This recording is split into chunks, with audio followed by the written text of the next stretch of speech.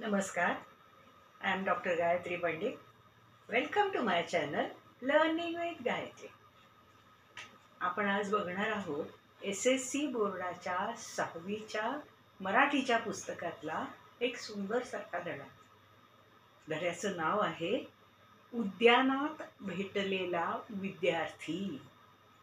हा धडा लिहिलेला आहे डॉक्टर प्रदीप आगलावे यांनी.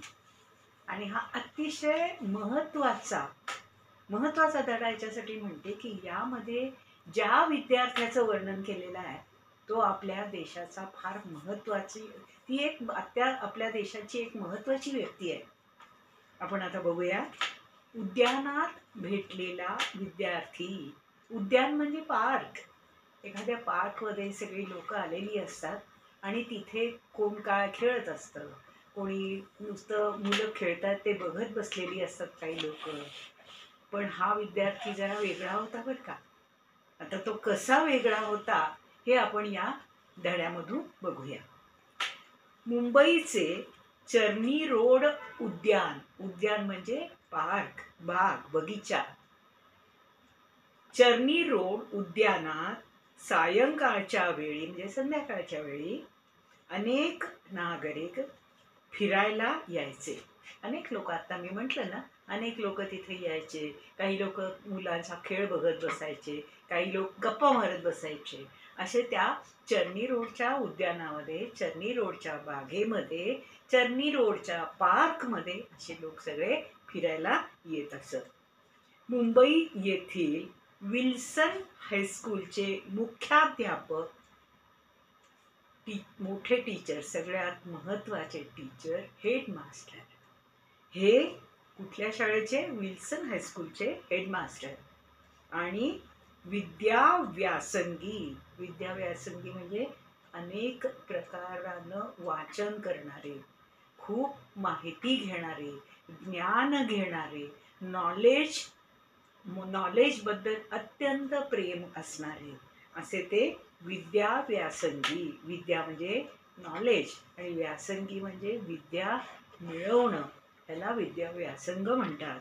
लेखक कृष्णाजी अर्जुन केळुस्कर. त्यांचं नाव काय होतं त्या मुख्याध्यापकांचं, त्या प्रिन्सिपल सरांचं? कृष्णाजी अर्जुन केळुस्कर. गुरुजी देखील, हे गुरुजी म्हणजे हे टीचर देखील चर्नी रोड उद्यानात रोज सायंकाळी 5:30 वाजता यायचे. 5:30 यायचे. मुंबई येथील विल्सन हायस्कूलचे मुख्याध्यापक होते. कुठले मुख्याध्यापक होते तुम्हाला हा प्रश्न येणार बरं का. केळुस्कर कोणत्या हायस्कूलचे मुख्याध्यापक होते? केळुस्कर मुंबई येथील विल्सन हायस्कूलचे मुख्याध्यापक होते. किंवा असे विचारतील बरं का, मुंबई येथील विल्सन हायस्कूलचे मुख्याध्यापकांचे नाव काय होते? तर त्यांचं काय नाव होतं? कृष्णाजी अर्जुन केळुस्कर. हे त्या ठिकाणी 5:30 वाजता 5:30 रोज संध्याकाळी यायचे. उद्यानात एका बाकावर बसून ते सोबत आणलेल्या पुस्तकाचे वाचन करत असत. आता तिथं ते बसून काय करायचे? गप्पा, कुणाच्या बद्दल काही बोलायचं किंवा काहीतरी वेगळं करायचं असं न करता ते बरोबर एक पुस्तक आणत असत आणि ते पुस्तक तिथं बसून ते वाचत असत. हे का वाचत असत? कारण ते विद्याव्यासंगी होते. विद्याव्यासंगी हा शब्द इथे महत्वाचा आहे. विद्याव्यासंगी, विद्या मिळवण्याची इच्छा असणारे, पुस्तकाचे वाचन करत असत. बाकावर बसून वाचन करणाऱ्या कृष्णाजी केळुस्कर गुरुजींच्या लक्षात आले, त्यांच्या हे लक्षात आलं बरं का. त्यांनी बघितलं की थोड्या अंतरावर एक विद्यार्थी पुस्तक वाचत आहे. काही डिस्टन्सवरती एक मुलगा बसलाय आणि त्या ठिकाणी तो मुलगा काहीतरी वाचत बसलाय. That boy was reading a book. आणि इथं काय झालं, ते तो पुस्तक वाचत बसलेला हे गुरुजींच्या लक्षात आलं. कोण गुरुजी? त्यांचं नाव काय? कृष्णाजी अर्जुन केळुसकर. हे नाव लक्षात ठेवा बरं का, हे नाव विचारणार. त्यावेळी त्यांनी त्या विद्यार्थ्याकडे फारसे लक्ष दिले नाही.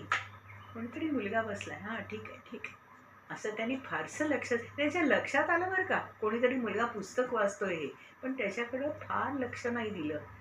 त्यांनी हे केलं, त्यांनी बघितलं तिथे.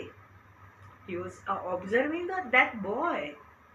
दुसऱ्या दिवशी तो कालचा विद्यार्थी तिथे पुस्तक वाचताना त्यांना दिसला. रोज येत होते ना फिरायला तिथे, 5:30 वाजता संध्याकाळी येत असत ते. किती वाजता? 5:30, 5:30. दुसऱ्या दिवशी सुद्धा काल तिथे जो बसला होता मुलगा, तोच तिथं परत पुस्तक वाचताना दिसला त्यांना. आता मात्र त्यांच्या मनात कुतूहल निर्माण झाले. त्यांना हे लक्षात आलं की तो काय करतो, काय पुस्तकं वाचत असेल बरं. ही वॉज ऑब्झर्विंग दॅट बॉय. आता मात्र त्यांच्या मनात कुतूहल निर्माण झाले. तिसऱ्या दिवशी देखील तोच विद्यार्थी कोणते तरी पुस्तक वाचताना दिसला. किती 2-3 दिवस ते ऑब्झर्व करतात. He was observing that boy and that boy was there. आणि तो मुलगा तिथे रीडिंग करत बसलेला, वाचत बसलेला असा त्यांना रोज दिसत होता. 2-3 दिवस त्यांनी ऑब्झर्व केलं.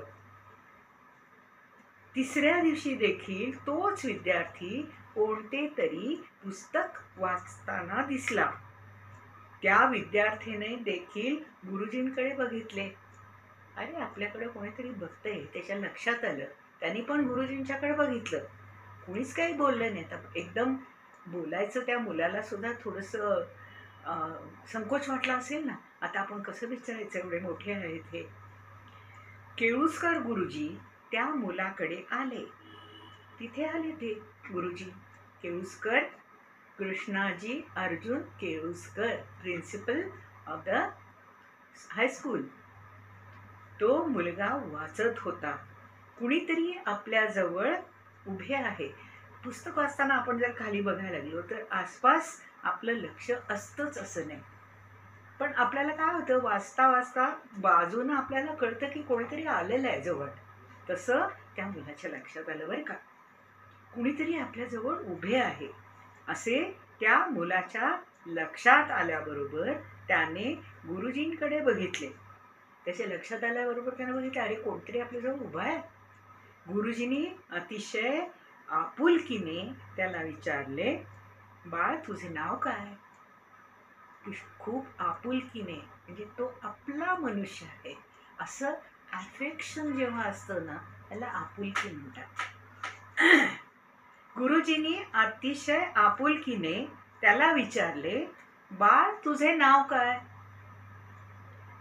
माझं नाव भीमराव रामजी आंबेडकर. आता हा विद्यार्थी कोण आहे हे तुमच्या लक्षात आलं असेल. इथे आता पहिल्यांदा त्या विद्यार्थ्याचं नाव आपल्याला कळलंय. काय नाव आहे? भीमराव रामजी आंबेडकर. माझे नाव भीमराव रामजी आंबेडकर. त्या विद्यार्थ्याचे नाव काय होते हा प्रश्न येणार बरं का. मग इथे आपण काय लिहायचं? भीमराव रामजी आंबेडकर. वा, छान नाव आहे तुझं. तुझं नाव खूप छान आहे बरं का. 3 दिवसापासून तुला रोज इथे बघतो. गुरुजी विचारतात बरं का त्या भीमराव आंबेडकरना. 3 दिवसापासून तुला रोज इथे बघतोय. 3 दिवस झाले तुला मी ऑब्झर्व करतोय आणि तू इथे वाचत बसलायस. तू रोज काहीतरी वाचत असतोस. इतर मुलांसारखी तू मस्ती करताना दिसत नाहीस. बाकीची मुले दंगा करतायत, खेळतायत, एकमेकांची पळापळी करतायत, पकडापकडी करतायत. तसं तू काही करत नाहीस. तू इथं बसतोस आणि पुस्तकं वाचत बसतोयस. इतर मुलांसारखी तू मस्ती करताना दिसत नाहीस. म्हणून तुझी ओळख करून घ्यावी, तुझी ओळख करून घेण्यासाठी मी तुझ्याजवळ आलोय. I want to introduce you.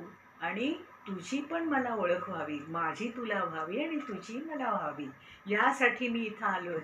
तुझी ओळख करून घ्यावी. म्हणून तुझी ओळख करून घेण्यासाठी मी तुझ्याजवळ आलोय. गुरुजी त्यांच्या जागेपासून या मुलापर्यंत येऊन त्याची ओळख करून घेतात बरं का. हे कशासाठी? त्या मुलामध्ये काहीतरी वेगळेपणा दिसला. बाकीच्या मुलांसारखा तो दंगा मस्ती करणारा मुलगा नाही, हे गुरुजींच्या लक्षात आलं. त्यामुळं हा वेगळेपणा त्यांना अतिशय आवडला आणि त्याच्याबद्दल एक अफेक्शन निर्माण झालं, आपुलकी निर्माण झाली. आता आपुलकी हा शब्द तुम्हाला लक्षात आला असेल की हा एक छान शब्द आहे. पुढे बघूया. आपल्याविषयी इतक्या प्रेमाने स्नेहाने बोलणाऱ्या त्या गृहस्थांबद्दल भीमरावला आदर वाटला. He was respecting that principal. आपल्याविषयी इतक्या प्रेमाने, अफेक्शनने, आपुलकीने, प्रेमाने, स्नेहाने बोलणाऱ्या त्या गृहस्थांबद्दल, त्या पर्सनबद्दल, त्या गुरुजींच्याबद्दल भीमरावला आदर वाटला. त्याने गुरुजींना नमस्कार केला. आदर, एखाद्याचा आपल्याला आदर वाटतो ना, त्यांना आपण नमस्कार करतो. त्यांच्याबद्दल आदर दाखवायची ही आपली पद्धत आहे. तर आपण ज्या वेळेला एखाद्याबद्दल आदर, रिस्पेक्ट देतो, त्यावेळेला आपण त्यांना नमस्कार करतो. केळुस्कर गुरुजींनी विचारले, बाळ तू कुठं शिकतो?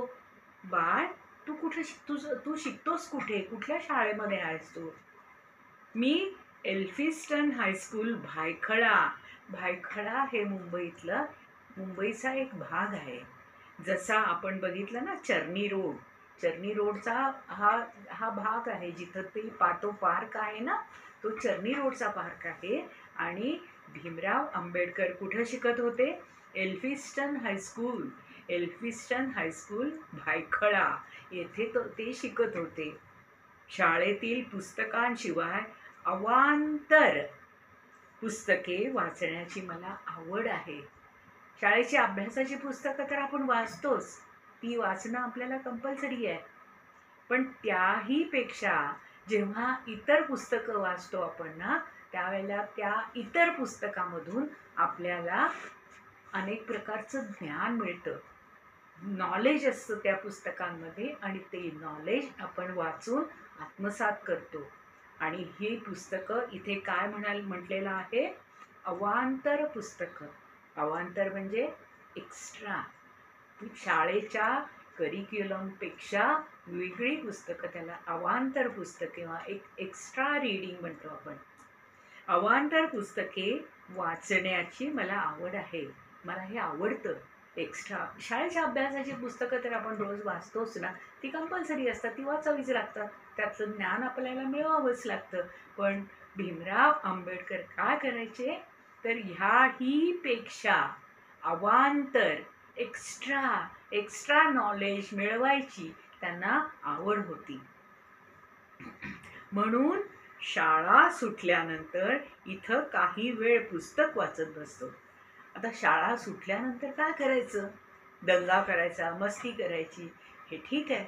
पण त्याही पेक्षा बाबासाहेब आंबेडकरांना किंवा भीमराव आंबेडकरांना ही पुस्तकं वेगळी अशी इतर म्हणजे शाळेच्या अभ्यासापेक्षा वेगळी पुस्तकं वाचायची त्यांना आवड होती. वा, छान. चांगली पुस्तकं वाचली पाहिजेत. चांगली पुस्तकं ही वाचली पाहिजे. जेव्हा अशी छान छान पुस्तकं आपण वाचतो ना, त्यावेळेला त्यातनं आपल्याला अनेक प्रकारचं ज्ञान मिळतं. नुसतं ज्ञान असं नाही, तर लोक काय वागतात, कशी वागतात, त्यातलं चांगलं काय, वाईट काय, वाईट आपण नाही करायचं. आता भीमराव आंबेडकरांना अवांतर पुस्तकाची आवड होती. त्यामुळं भीमराव आंबेडकर मोठे झाले. आपल्याला जर मोठं व्हायचं असेल तर चांगली छान पुस्तकं, वेगळी शाळेच्या अभ्यासापेक्षा व्यतिरिक्त पुस्तकं वाचली पाहिजेत. बघा बरं, इथं सांगितलंय ना आपल्याला इतर अवांतर पुस्तकं वाचायची, एक्स्ट्रा रीडिंग हवंय आपल्याला, हे इथं आपल्याला आवर्जून सांगितलेलं दिसतंय. वा, छान. चांगली पुस्तकं वाचली पाहिजेत, गुरुजी सांगतात बरं का. नंतर केळुस्कर गुरुजींनी भीमरावच्या कुटुंबाविषयी चौकशी केली. फॅमिली बॅकग्राऊंडबद्दल, फॅमिलीबद्दल केळुस्कर गुरुजींनी भीमराव आंबेडकरांना विचारलं. ते विचार करू लागले. कोण? गुरुजी विचार करू लागले. हा मुलगा इतर मुलांपेक्षा निश्चित वेगळा आहे. बघा बरं, बाकीची मुलं काय करतायत? तिथं दंगामस्ती करतायत, पळापळी करतायत, पकडापकडी करतायत. अगदी ह्यापर्यंत ही असतं की एकमेकांची भांडण सुद्धा करतात. पण भीमराव आंबेडकर यातलं काही करत नव्हते. ते शाळा सुटल्यानंतर ह्या पार्कमध्ये येऊन बसत आणि वेगवेगळी पुस्तकं वाचत. हा वेगळेपणा केळुस्कर गुरुजींना अतिशय आवडला. हा मुलगा इतर मुलांपेक्षा निश्चित वेगळा आहे. वेगळेपणा दिसला ना गुरुजींना. ह्या मुलाला आपुलकी आणि मार्गदर्शनाची खरी गरज आहे. आपुलकी म्हणजे प्रेम, आपुलकी म्हणजे त्याच्याबद्दलचं अफेक्शन, आणि मार्गदर्शनाची गरज आहे. मार्गदर्शन म्हणजे गायडन्स. आता काय पुस्तकं वाचायची? ह्या छोट्या मुलाला सगळंच कळेल का? नाही कळणार. पण कुणीतरी गाईड करायला हवं ना. ह्या गायडन्सची ह्या मुलाला खरी गरज आहे, हे केळुस्कर गुरुजींना अतिशय मनापासून वाटलं. थोडा वेळ थांबून ते म्हणाले, मी विचार करत होतो की पद्धतशीरपणे वाचन कसे करायचे हे तुला सांगावे. सिस्टमॅटिक रीडिंग का कसं करायचं? तर सिस्टमॅटिक रीडिंगमध्ये त्याच्यामध्ये पुस्तकं कशी चूज करायची, कुठली पुस्तकं वाचायची, कुठली पुस्तकं नाही वाचायची, कुठल्या पुस्तकातून आपल्याला काय ज्ञान मिळेल, कुठल्या पुस्तकातून आपल्याला आयुष्याची गाईडलाईन मिळेल, आपल्याला पुढं कसं जगायचं आहे, कसं आपण पुढं जाऊ शकतो, आत्ता ज्या ठिकाणी आहे त्या ठिकाणापासून आपण पुढं कसं गेलं पाहिजे, ह्याला गाईडलाईन म्हणतो आपण किंवा गायडन्स म्हणतो. पद्धतशीरपणे वाचन कसे करायचे हे तुला सांगावे. पद्धतशीरपणे म्हणजे सिस्टमॅटिक रीडिंग कसं करायचं सांगा ना गुरुजी, आतुरतेने भीमरावने विचारले. He was curious.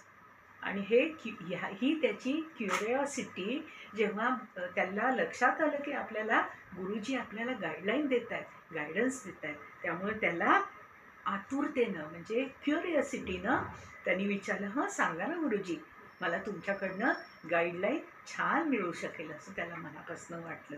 म्हणून तर तो म्हणाला की सांगा ना गुरुजी. गुरुजींनी भीमरावला वाचन कसे करावे याविषयी माहिती दिली. वाचन कसं करायचं? नुसतं आपलं अक्षर दिसलं म्हणून वाचत सुटलं असं नाही. काय वाचायचं, ते कसं वाचायचं, त्यातनं आपल्याला काय घ्यायचं आहे. काही मुलं तर काय करतात तुम्हाला गंमत सांगते, एखादा पॅरेग्राफ वाचला ना, एखादं एक्स्ट्रा पुस्तक वाचलं ना की त्यामध्ये आपण काय वाचलं हे आपल्या वहीमध्ये लिहून ठेवतात. त्यामुळं ज्या वेळेला त्याचा आपल्याला रेफरन्स पाहिजे असतो ना, तो रेफरन्स आपल्याला आपल्या पुस्तकामध्ये मिळतो. काय होतं, एकदा आपण पुस्तक वाचलं की ते आपण परत देऊन टाकतो. समजा लायब्ररीतनं आणलं किंवा मित्राकडनं आणलं, त्यावेळेस ते आपण परत देऊन टाकतो. परत दिल्यानंतर त्या पुस्तकामध्ये अमक्या पुस्तकामध्ये आपल्याला असा रेफरन्स मिळाला होता. मग ह्या ठिकाणी काय होतं, मग तो रेफरन्स आपण विसरून गेलेलो असतो की कुठं मिळालं आपल्याला. तर त्यावेळेला काही मुलं काय करतात, असं जेव्हा छान मिळतं ना ते आपल्या वहीमध्ये लिहून ठेवतात. अशी वही ते स्वतंत्र तयार करतात आणि तिथे व्यवस्थित लिहून ठेवतात की बाबा हे मला ह्या पुस्तकामधून मिळालं. त्या पुस्तकाचं नाव लिहिलेलं असतं, त्या पुस्तकात कोणाचं पुस्तक आहे, लेखक कोण आहे, त्याचा रायटर कोण आहे, हे सुद्धा त्याच्यामध्ये लिहून ठेवलेलं असतं आणि त्याचा उपयोग खूप सुंदर होतो बरं का. गुरुजींनी भीमरावला वाचन कसे करावे याविषयी माहिती दिली आणि सांगितलं, मी काही लेखकांची पुस्तके तुला वाचायला देईन. माझ्याकडे पुष्कळ पुस्तकं आहेत. ते गुरुजीच होते ना, त्यामुळं शाळेची पुस्तकं, त्यांच्याकडे त्यांची पर्सनल पुस्तकं भरपूर असतील ना. तर ते काय म्हणाले की मी काही लेखकांची पुस्तके तुला वाचायला देईन, तू वाच ती पुस्तकं. जरूर द्या गुरुजी, जरूर द्या गुरुजी. त्या अगदी उत्सुकता वाटली बरं का. अरे आपल्याला छान पुस्तकं वाचायला मिळणार. एखादा आपल्याला छान काही गोष्ट मिळाली, आपल्याला ती आवडीची असली, तर ती आपल्याला काय वाटते, अरे आपल्याला छान मिळणार आहे बरं का, असं वाटतं. जरूर द्या गुरुजी मला ती पुस्तके वाचायला. मला ती पुस्तके वाचायला आवडतील. मला नक्की आवडेल ते पुस्तक वाचायला. गुरुजींनी मोठ्या मायेने, मोठ्या प्रेमाने, खूप मोठ्या अफेक्शनने भीमरावच्या डोक्यावरून हात फिरवला. भीमरावला खूप बरे वाटले. एखादे वडील माणूस, एखादे आपले आजी आजोबा ज्या वेळेला आपल्याला प्रेमाने डोक्यावरून हात फिरवतात ना, त्यावेळेला आपल्याला फार बरं वाटतं. हे असं त्या गुरुजींनी केल्यानंतर भीमरावला खूप बरं वाटलं. चर्नी रोड उद्यानामध्ये केळुस्कर गुरुजींची भीमरावशी रोज भेट होऊ लागली. आता तो भीमराव रोज येत असत आणि गुरुजी पण रोज येत असत. त्यांची इंट्रोडक्शन तर झाली होती, त्यामुळे आता त्यांची भेट व्हायला लागली. रोज भेट व्हायला लागली की आपल्याला मैत्री होते. गुरुजी त्याला चांगल्या लेखकांची पुस्तके वाचायला देऊ लागले.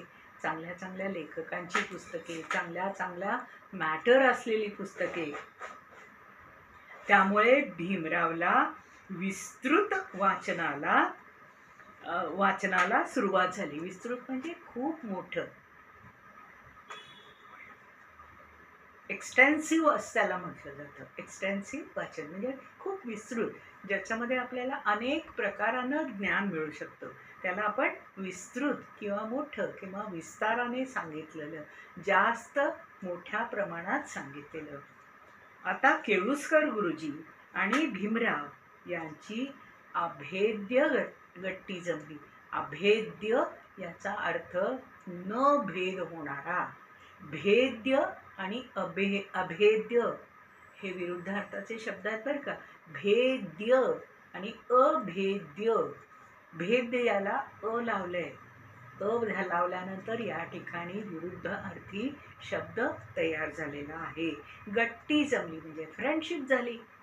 आता रोज तुम्ही जेव्हा एखाद्या व्यक्तीला भेटता, रोज भेटल्यानंतर मैत्री होणारच ना. असं गुरुजींची आणि त्या भीमराव आंबेडकरांची चांगली इथं फ्रेंडशिप झाली. केळुस्कर गुरुजींनी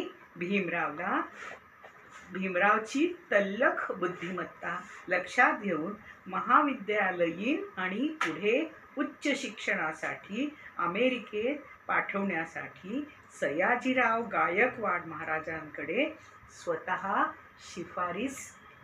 शिफारस केली. तल्लख बुद्धिमत्ता,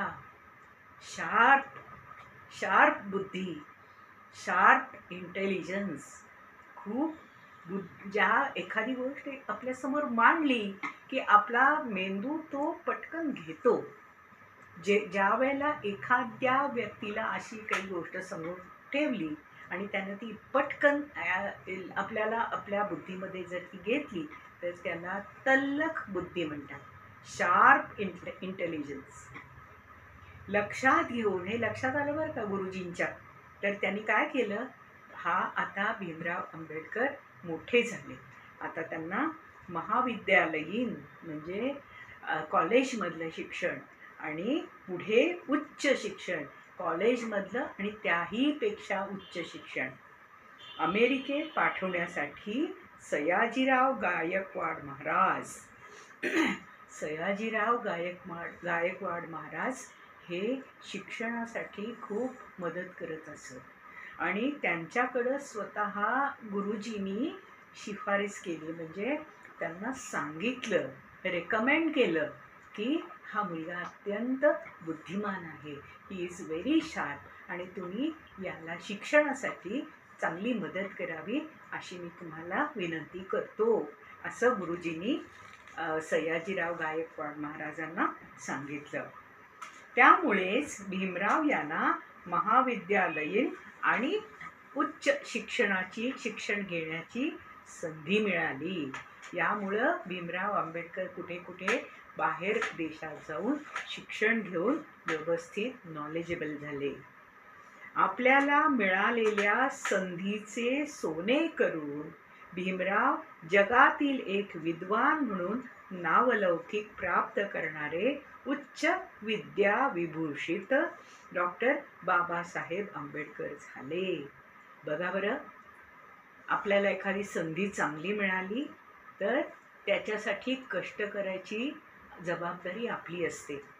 तसं भीमराव आंबेडकरनी काय केलं, सयाजीराव गायकवाड महाराजांनी त्यांना जेव्हा सांगितलं की बाबा तू शिक्षण घे, त्यावेळेला त्यांनी कष्ट करून हे शिक्षण उत्तम पद्धतीनं केलं.